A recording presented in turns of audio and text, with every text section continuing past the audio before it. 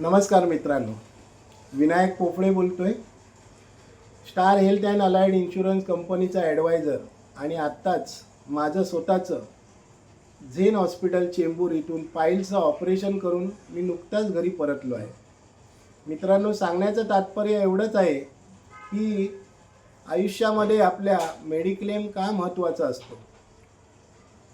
आज 1,58,700 रुपयाचं माझं लेझरचं पाईल्सचं ऑपरेशन झालं.